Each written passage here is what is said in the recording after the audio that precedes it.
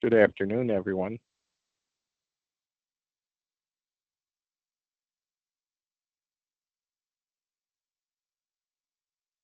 We'll begin in a minute, Wayne. Where? Okay, thank you.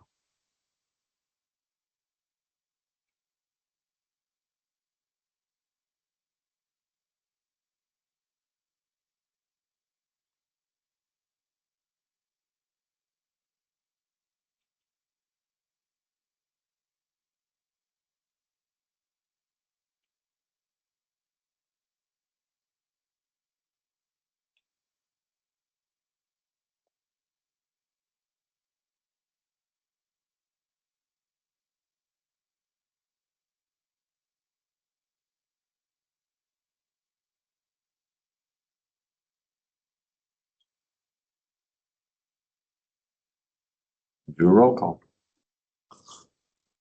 All Call to order. right, I was gonna say. Sean Collins, Emily Nice, Don McFarlane. Here. Harry Carl. Here. Janet Diet. Here. Christine Power. Here. Paul McKitka. Rick Bellhumer. Greg Feldman. Here.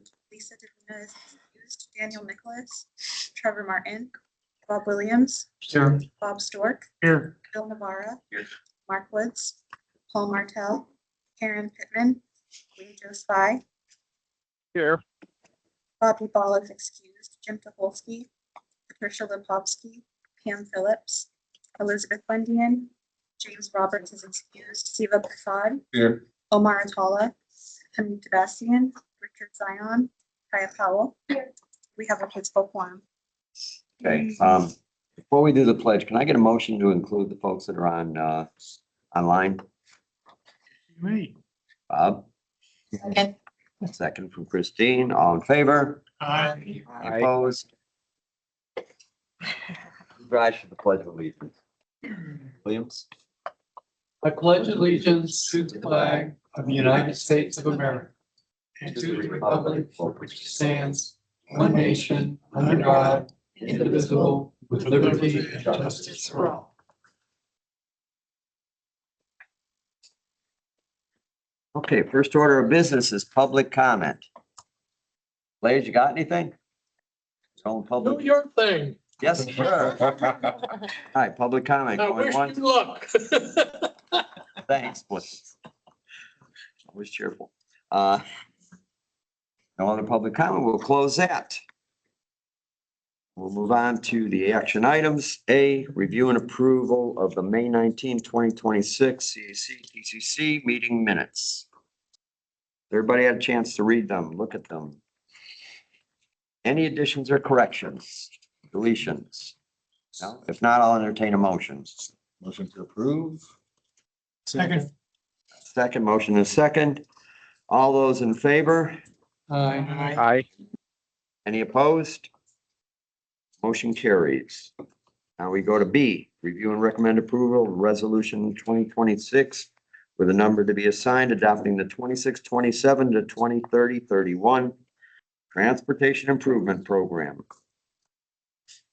So last month we talked about the development of our TIP. And if you recall, this is our 5-year program of projects. It's all projects that utilize federal or state funds within our 2-county area. So it's not just the projects that you see come through the TPO. It's also any project that has to do, could be aviation, landscaping, maintenance, roadway widenings, capacity projects. Those we see come through our TIP.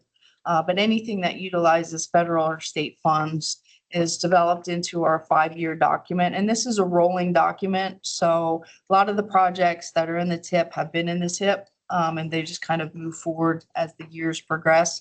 So when we develop the new TIP, we drop the current fiscal year that's about to end, which is fiscal year 26, and then we add a new 5th outer year, which is fiscal year 31.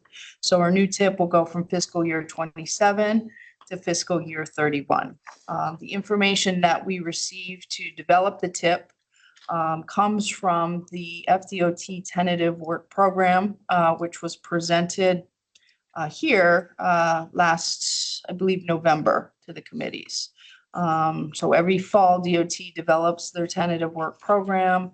They undergo public hearing process. They make presentations to our advisory committees as well as our board.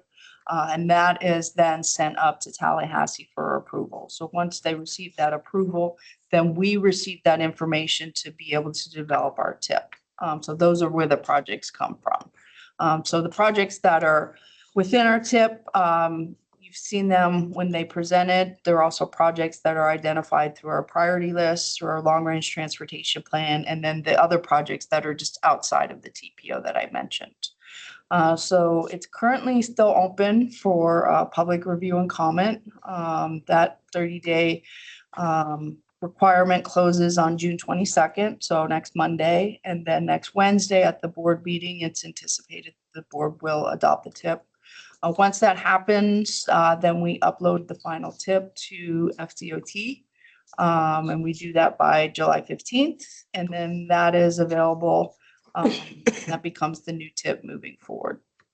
So if there's any questions or comments on the TIP or the development of the TIP, I'd be happy to address those.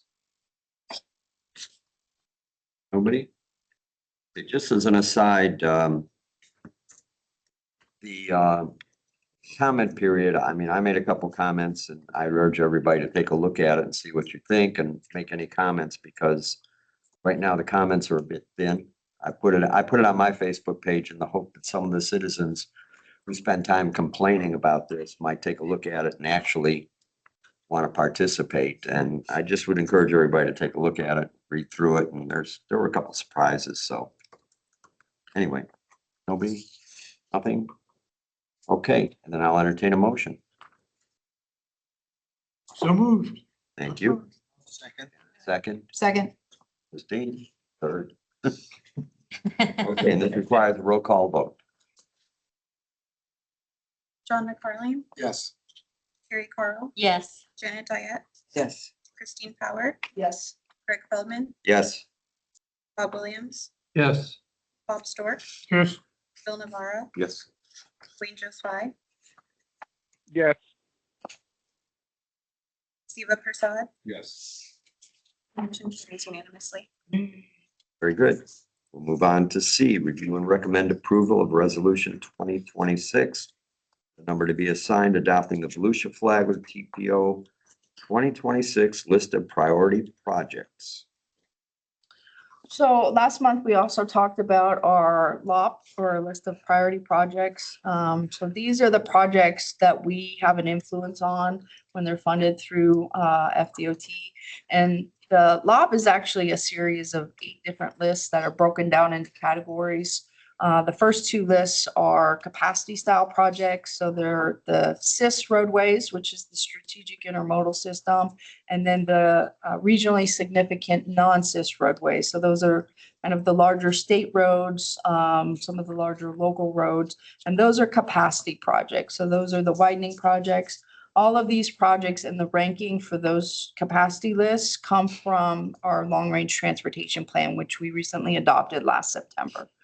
So this list was updated this year to reflect what was adopted in the 2050 long-range transportation plan. It also was updated to reflect any projects that had moved into funding, such as the I-95 at US 1 interchange. So we've reflected the funding on that project, and that project is also in the TIP.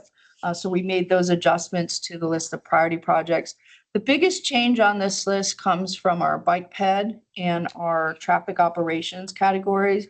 So those are the projects where we solicit from our local member governments applications every year in our call for projects.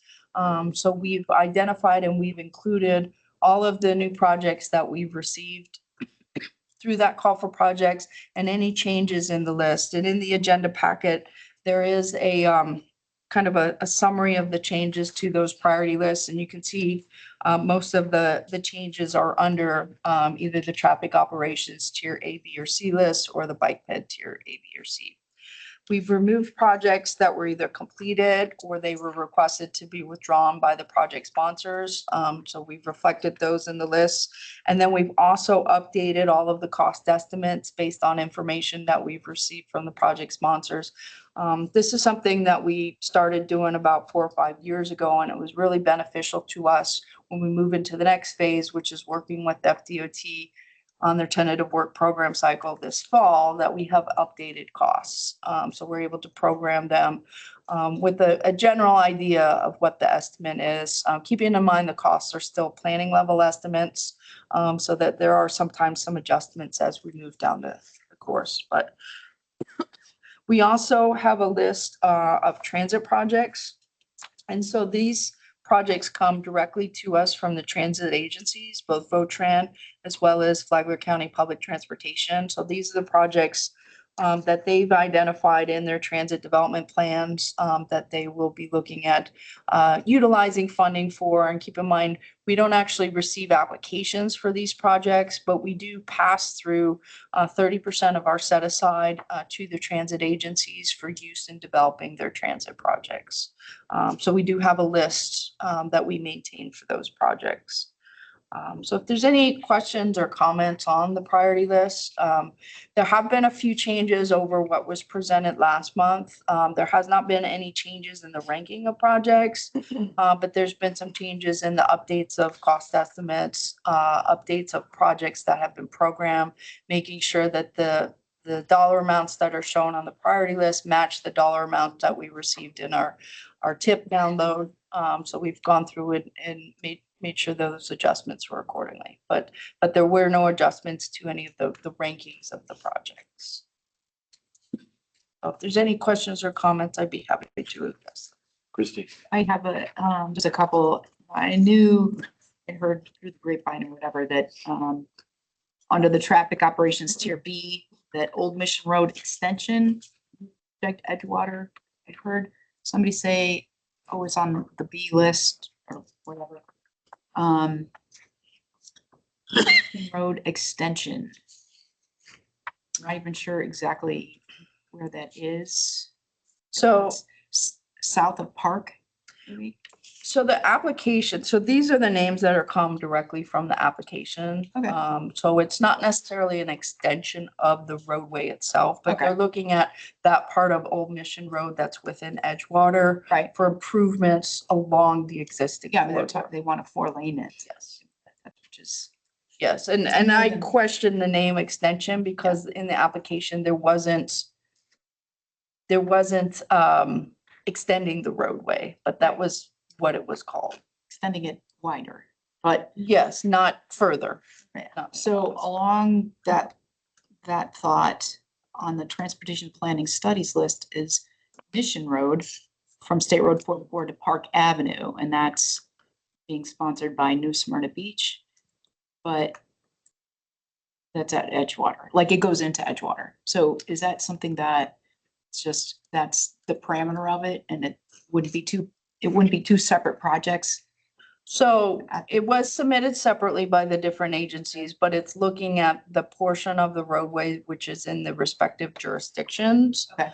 But so the part from New Smyrna was just down to where I think Park Avenue, is that Park about Avenue. where just north of Park Avenue, I believe, wherever the boundary is between the two cities. There would definitely be coordination that would be required and that would take place. Hey, maybe that's where the line goes. I didn't realize that. I thought Edgewater, maybe it's, I don't know, it's a clunky thing there, but okay. So my bigger question would be beyond this list, I guess, is that on long range plan? Is this just like the first place to start? But if it's not on the long range 2050 plan, the Old Mission Road and Mission Road 4-laning or improvements or whatever you want to call it, is that something that has to happen before we get further? Not necessarily, it just depends on the type of funding that Okay. is being used. So since it's a off-system roadway, so it's a local road, it's not a state roadway. We have very limited funds in our long-range plan that we can spend Okay. off system. So, So that list, so the Not even an issue. off-system list or our local road Got it. list is very small in the long-range plan. Okay. There's other ways to fund projects. It would have to be supported ultimately in our long-range plan, but projects that come in through our call for projects, and through our set-aside boxes, we do have that addressed in our long-range plan. okay, But we would definitely look and make sure that there's planning consistency, continuity. between the two if and when that moves forward. My thought was, instead of two separate projects, it should be kind of hand in hand, because you're not gonna stop at one edge and then go into the, I don't know. Absolutely, right. But sometimes we have to look at segmenting projects in order to be able to fund those. Right, to get And it. sometimes if the project is too long, it's very difficult to fund. And these two projects that came in through the call for projects, that they weren't brought, it wasn't brought up during the development of our long-range transportation plan. That there Right, was so a it desire definitely or kinda- need to do this, so. Happened later, kind of. Right, so it would definitely be something that we would have to look at when we move into the development of our next long-range plan. And I will tell you that part of the issue is you have trucks that are coming to Parktown Industrial, and they're coming off of 44, and they're like, oh, here's, what's the windy road? I know, I'm sorry. I hate you for that too. Instead of going to Mission Road, they take the first one. Oh, is that to the- Glencoe? to Glencoe, yes. Yeah, so Glencoe starts in and then it winds around and comes out just before Park. Right. And it's like 15-mile-an-hour, 90-degree bends. It's not a good place for tractor trailers, but that's where they go because they're trying to avoid the Mission Road intersection, which doesn't have a right turn lane. So that, to me, the planning and the right turn lane on 44 into Mission Road would be a precursor to this. Because I mean, that's part of why the traffic backs up there, because there isn't a designated right turn lane. So anyway, Do you know if that's something that the city is looking at there? no, there's ditch there right now as a Walgreens. To me, it makes sense to get that, to make that a turn lane. I feel like there's room there. It would need right of way, probably, but, and that's, that's State Road 44. So that would be something that would, State Road 44 in Mission, and Mission, yes. they are, FDOT did a presentation to New Smyrna Beach, and they are Okay. gonna put it in a dedicated eastbound right turn lane. They're also gonna put in a dedicated southbound through. Okay. Yeah. Cool. See? It says it's fully funded, though funny enough, we couldn't find it in any official documents besides the presentation that Stephen Buck gave to the city commission. Okay.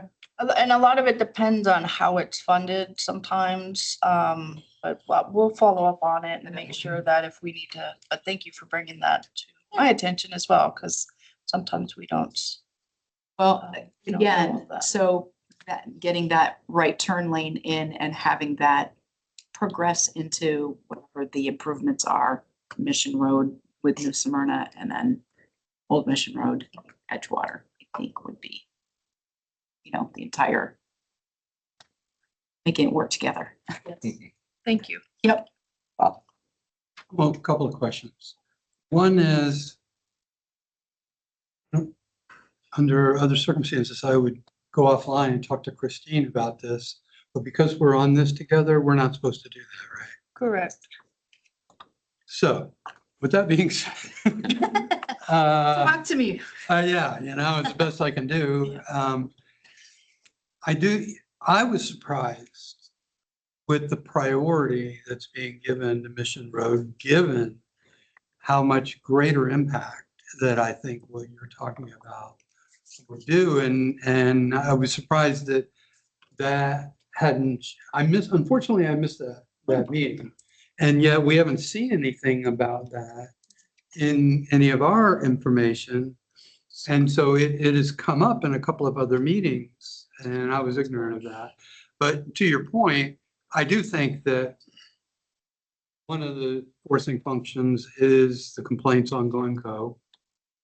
And then I think there are other factors at work on Mission Road, but I guess, Colleen, I agree with Christine that getting that intersection on 44 fixed or improved is just a super huge priority. I mean, if you look at the mess, Yeah, there on the weekends and stuff, yeah. it doesn't even have to be a weekend anymore. Doesn't. No. So anyway, So in 2018, there was a project that was submitted for 44 corridor improvements, and the limits was from west of Mission Road to Canal Street. And it was a project that was identified to be managed by DOT, and it was submitted to us by the county. So Volusia County was coordinating with DOT on some of those improvements. Prior to that, I think in 2017 or 16, which would have been before my time here at the TPO, we had conducted a feasibility study for that area as well. And there were a number of improvements that were identified. And I think that study was then submitted to DOT, which is where some of these improvements are coming from. So it's not new to the TPO in terms of it being studied, because I believe it was studied around 8 or 9 years ago. It's just now the improvements are coming to fruition, which is about right for timing of projects through the TPO. But that's probably what that, I would imagine, but I can follow up with DOT and make sure. well, But I would like to report back, what Carrie was talking about. So Yeah. where would I look? It's on, if you just Google New Smyrna Beach, State Road 44, like Mission Road, it like popped up as a news article, and then I went and they have it posted online, New Smyrna Beach, the presentation, and you can watch it. And it would make sense that it came through the county, Colleen, because Mission Road is county maintained, so. Yeah, so I know that Edgewater has put in a resolution of support towards whatever needs to happen with it, even though it's a county road. And New Smyrna has done that as well, I believe. And part of that traffic study, part of what came out of that was the synchronization of the lights, which is whole, right? I mean, I believe that was, they figured out, well, there was a separate project for that. I'm not sure if it came out of that study, but there was a separate project. and that And I was smoothly know, fixed, kind of. and I also know that DOT is going through and resurfacing 44 Yes. through that area. So they're also looking at incorporating projects that they can as part of that That resurfacing. I was aware of. Yeah. That's what's and they're weaving it into part of the presentation talked about that paving and all that. But I mean, wouldn't that turn lane initiative be in this stuff somewhere at some point? I think it was in that application that was submitted in 18. I'd have to go back and look at that application. But then, I mean, it would have to be on these projects lists that we look at, right? Or you're saying if it's folded into like that resurfacing thing, we wouldn't see it. The resurfacing thing is in the tip. I've but seen that. What's part of that resurfacing, it would be within that project. So it's not a separate standalone project. Because I looked in the resurfacing project for that and I couldn't find it in there, but that's been months and months ago. So, okay, thank you.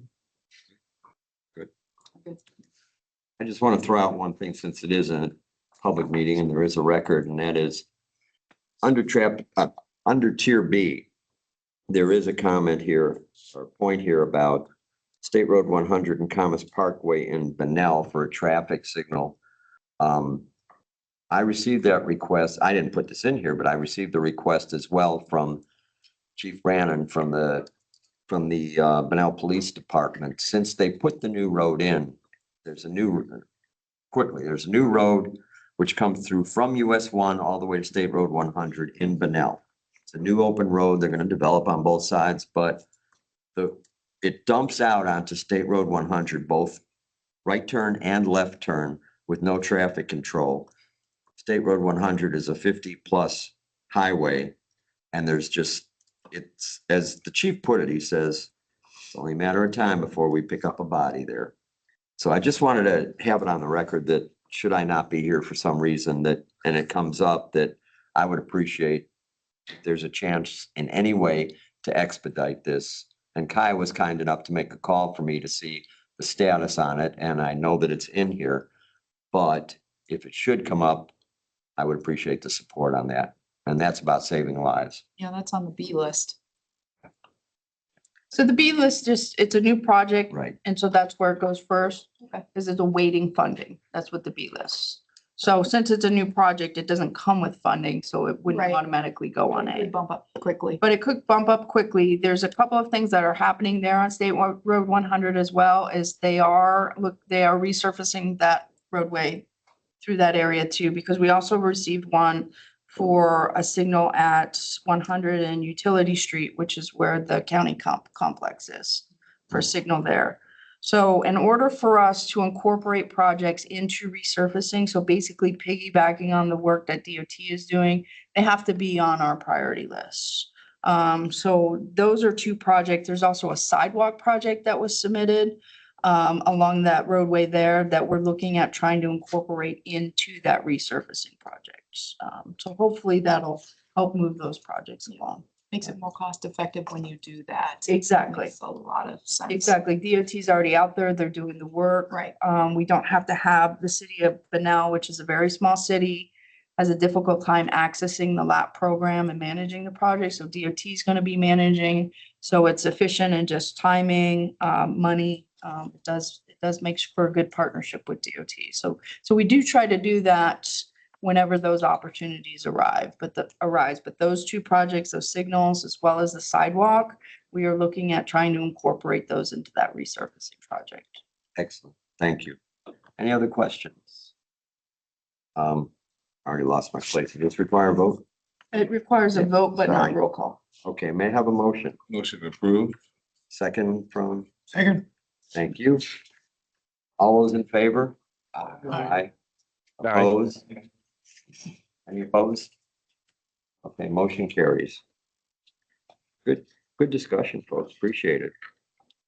All right, this is one that I know is going to upset everybody. Oh, no. No. This is heartbreaking. Not again. Well, we don't make a motion. I mean, There you go. okay, may I have a motion to cancel the July 21 meeting?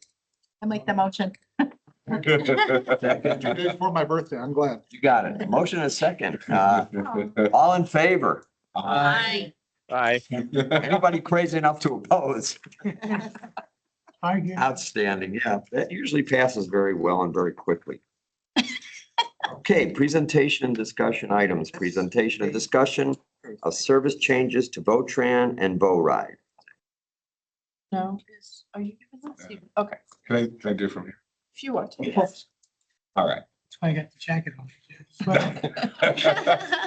So earlier this year, we were faced with having to provide more service changes for the county. I mean, there's a lot of things going on in terms of future of property tax and other changes to the county. So what I'm presenting to you today is the 2 proposals that are actually going in front of council today.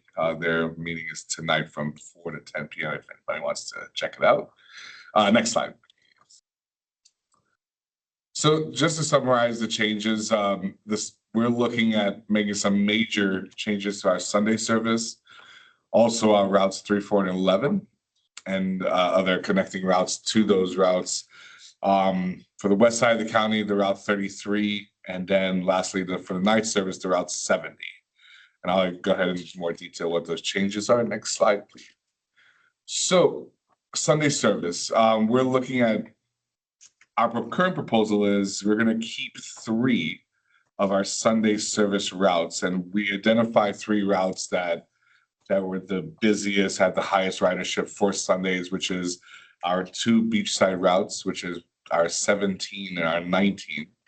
And then we're bringing over our Route 60. The Route 60 is our east-west connector. It connects Daytona to DeLand. Why it's important for Sunday is because although it doesn't service the land, we have a high number of work release employees that ride it. So we have to provide that service. So we're gonna move that 60 to Sunday and terminate it at the jail. So it'll run between Transfer Plaza here in Daytona to the jail. Next slide, please. Now, the routes 3, 4, and 11 currently run on every 30 minutes. These 3 routes in particular are very busy and relied on the corridor grant from the state in order to operate. And unfortunately, the money's run out to keep these 3 routes running every half an hour. So we had to make the decision to change that into an hourly route, which we know it's going to affect a lot of people, and especially the routes 3 or 4, because those service Ridgewood, and that's from Port Orange to the Transfer Plaza, and then from Transfer Plaza to Granada and Ormond. So we're when there's no money there, we had really no choice to make that decision. So those 3 routes in particular will be changed from 30 minutes to 60 minutes. Next slide. The Route 33 in Deltona is literally the lowest ridership route in our entire system. However, with the introduction of Volride to the west side of the county, especially in the Deltona area, it's actually given more ridership in transit for the microtransit rather than to the fixed route. So we've decided that we'd like to eliminate the Route 33 and give Deltona all to Volride. Volride has been very convenient. Deltona is very, very residential, and there's a lot of areas of Deltona where we cannot fit a fixed route bus or turn it around. So putting a microtransit service in Deltona just makes sense. The numbers of riders that are using a microtransit out of Deltona has far exceeded our expectations. So it just makes sense to take our lowest performing route out of Deltona and replace that with the Volride service. And that one, we're actually looking at doing that in October. Next slide, please. So a lot of processes have gone out into these proposed changes. We did do a lot of public outreach. We actually held meetings on the bus. So as the passengers are riding, we would sit with them and kind of talk to them and kind of make it like an open workshop moving on wheels, pretty much. And it actually, to me personally, it's actually very beneficial because you're in the world of the passenger and what they're experiencing on day to day.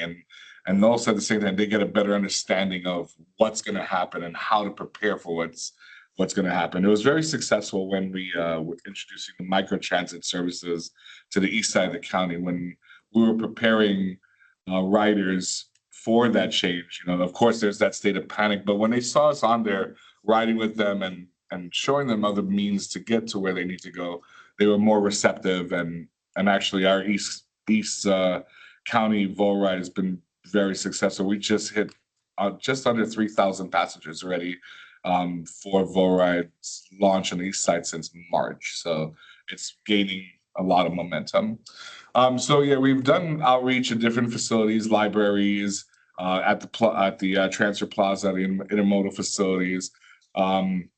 We put take ones out on all the buses and at any area where there's a Votran representative, giving the public the opportunity to fill out any comments, concerns, questions that they have for us. All of that has been updated into the Title VI, which was submitted prior to tonight's council meeting. So tonight, we'll see if the council approves the changes that we're proposing. If they do approve it, then the next step would be for us to go ahead and just let the public know, hey, this has been approved by the council, and these are what the new schedules are going to be. That's it, really. More changes, unfortunately, for transit. It does look like we're cutting back a lot, but in reality, with the introduction of microtransit, as microtransit is spreading throughout the country, we've actually gained quite a bit of ridership.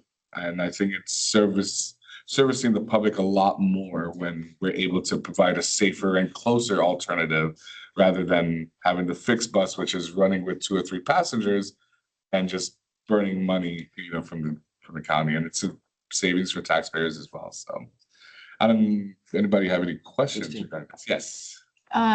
So my question is, you're changing that route from 30 minutes to 60 minutes. Yes.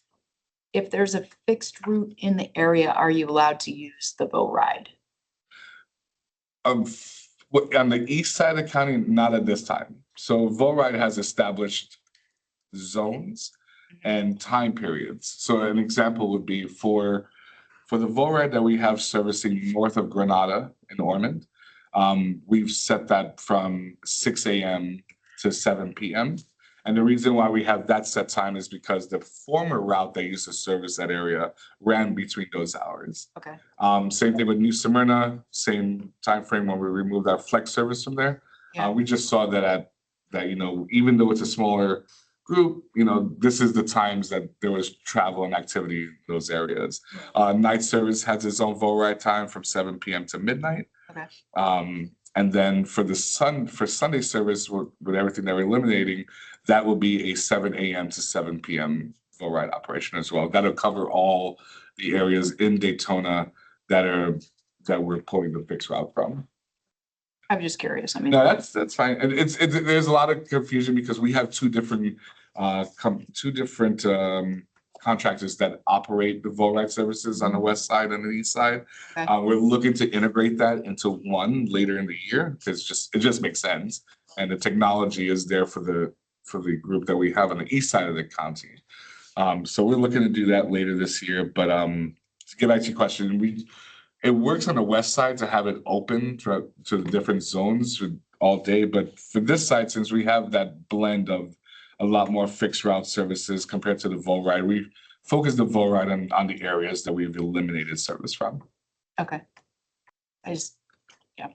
And the bus idea is brilliant because they're the ones that are being affected by things, and they're never going to come to a meeting. Right. They're never going to go to the library, be like, oh, let me ride the bus to go to the library and, attend this meeting. Like Mhm. they literally, to me, don't have time for that. Right. So, trapped audience is sort of perfect for that. So whoever thought of that was brilliant. Just want to say. The outreach was amazing.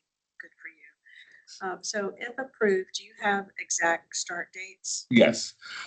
So if approved, the first round of changes, which will be the elimination of the routes 3, 4, and 11, that start would be June 28th. Okay. For the remainder of the changes that we're looking at, which would be the elimination of the night service 70, the elimination of the Route 33, the rezoning of the Volride zones, we're looking at somewhere in the middle to the end of October. We haven't set a date for the fall changes. The immediate change that we're really focusing on right now is the 3, 4, and the 11, just because of the funding ending, and then later on for the rest. Okay. But June 28th would be the first round of changes, if Okay. approved. And then also, do you have notifications going out to the city? Absolutely. We've sent out press releases. We've sent out a lot of stuff through social media. We have flyers everywhere. We have the county's marketing outreach team assisting us as well and getting the word out. And we have a lot of flyers, take ones, on all our buses, which are still on the buses until today. So once today's decision's made, then we're going to go back and then we're going to put, okay, these are the changes that are happening. Okay. We usually put them on every single bus. We have some areas in all our main connection points where we can actually put up big posters with detailing all the changes. And then the county's outreach team, they'll go ahead and send it out to the media as well. Great, thank you. No. Is there any changes coming to the bus service going through DeBerry? Because I believe I still see them going down to the Sunrail. Yeah, so at this time, no changes to that. 31 is dedicated to the DeBerry Sunrail, pretty much. I'm sorry, but can you remind the difference between Volride and Flex? Sure. So Volride is a rideshare program, right? So it's like Uber or Lyft. And they provide door-to-door, curb-to-curb services. They go into areas where a fixed route bus or a flex bus cannot go to. So they can literally pick you up in front of your home and take you where you need to go. Closer, different neighborhoods. Volride operates within zones, right? So perfect example would be if you're going from Edgewater to New Smyrna. We've extended the Edgewater zone into New Smyrna because of the distances.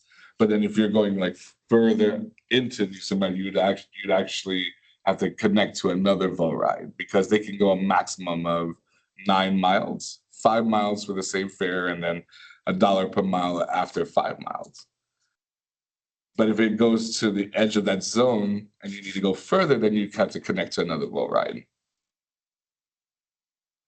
And then Flex is, it's like a limited service. Instead of having a schedule, people would book to go on a Flex, and it would still follow a route, and they'd have different pickup points on the Flex service. It doesn't have like a set schedule to make its rounds. It's just by booking, but it goes along a path. We eliminated the Flex service earlier this year in March and replaced all that with the Volride service. Okay, so Flex is gone. Yes. Thank you. Emily? Sorry. Okay, no worries. Just want to make sure I caught you. Okay, nothing else? Okay, thank you, sir. And no problem. Thank you all. Thank you. All right, time for FDOT. Kaya. Afternoon. Afternoon. I'd like to start off with some upcoming projects, 2 projects that are starting next month. The first one on the left is the Nova Road from Nick Street to US 1. That's a milling resurfacing project, as well as safety enhancements and signal upgrades. Again, expected to start in July of 26, and the estimated completion is late 2027. On the right, we have US 1 from south of State Road 400 to north of Fairview Avenue. Also expected to start in July. That's a resurfacing and safety improvement project. Also expected to be complete. Oh, that one expected in fall of 2027 to be completed. And then exciting news, yesterday, officially the second lane of the Kepler roundabout opened and the project was completed. So now it's 2 lanes, and from what I hear from our ops team, it's going really well. That's like. Heard only good things about it, so. You haven't checked it out. It The looks, aerial view of that is awesome. It is, so- It's really cool. I put this picture in and then they came out with the aerial view pictures, Oh so, yeah, the aerial view is amazing of this roundabout. yeah. It's amazing what they did with that. Right after I sent this, they said. Next, June 1st did mark the beginning of hurricane season. And as Floridians and our FDOT members, we are very familiar with hurricanes. And our team has truly become a well-oiled machine when it comes to our emergency response efforts.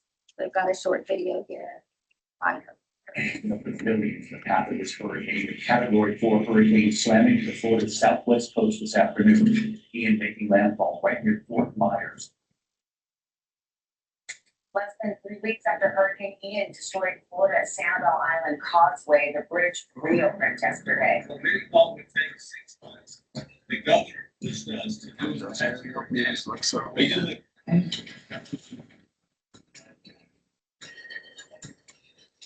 since the storm Milton made landfall, hurricane force winds really start to feel states, our assets, our bridge inspectors, our team members, our heavy equipment.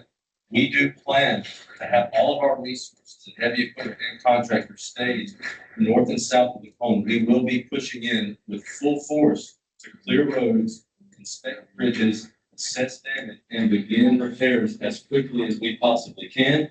Every minute that a road or a bridge is down after a storm comes through, can hinder the life safety.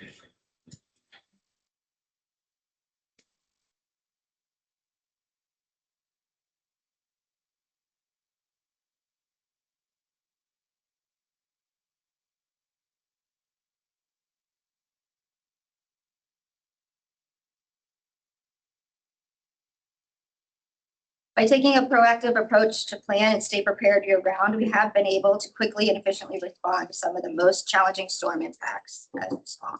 These preparations directly contribute to our ability to serve Florida's communities and help them recover, as you've seen with our awesome achievements in that video. Also, remember, it is still the 100 deadliest days of summer, or 100 deadliest days, which starts Memorial Day and goes to Labor Day. That's for teens. We know they're driving around while they're off this summer, so make sure you have any teens in your life or know anybody that you're encouraging them to drive safely from place to place. And then one last thing, this is my last week with the department. I received a really good job opportunity that I couldn't say no to, but I've got a great team that's going to be supporting you all while I'm gone. John and Chuck, they're really great, and they'll be here. So there is our direct liaison team email address up there. If you reach out to that email address with any questions, they will go to all the liaisons and they'll be happy to answer your questions. They're a really great group, and I really appreciate my time with you guys. I've learned a lot. Look forward to seeing you. Maybe I'll stop by at a meeting since I'm a Volusia County resident every now and then. So I'll still be around, just not with the department. I appreciate it.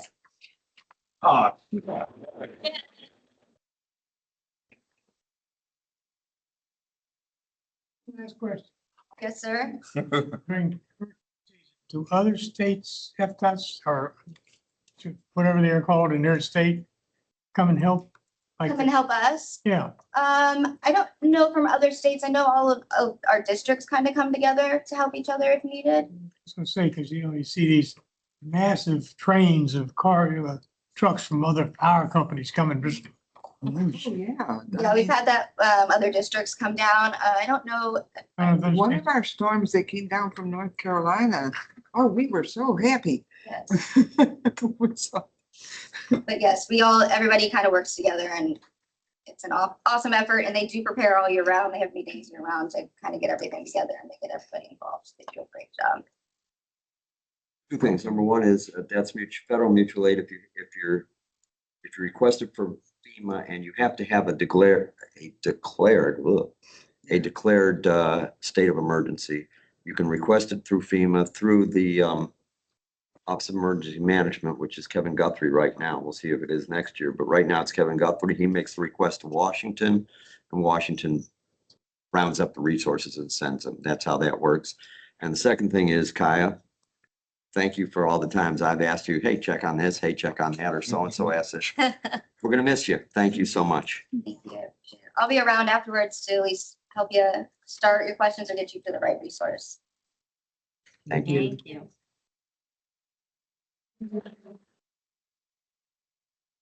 Okay, the Volusia and Flagler construction reports are attached. Let's go to staff comments, please. So I don't really have any comments, but I do want to thank Kaya for all the work that she has done to help me over the last couple of years, and then also with our staff and transition and making sure that, we're aligned with everything that we need from the state and the federal level. So she's been a very valuable resource, not just to you, but also to me and TPO staff as well. So I did want to thank you. Thank you. Okay, that's it. Then let's go to our CAC comments. Emily, we'll start with you. Okay. Janet.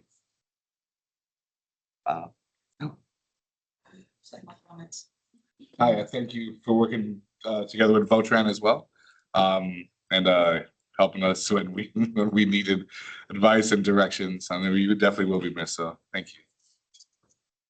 Yeah, all the best, Kai. All the best. thank you so much, Kaya. And I would encourage you to coach your successor it's every time I reached out to you, you always follow through. And that means a whole lot. So thank you very much.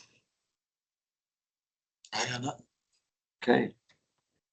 Then it looks like I can entertain a motion to adjourn. Sure. Second. Okay. Any opposed? Didn't think so. We're done.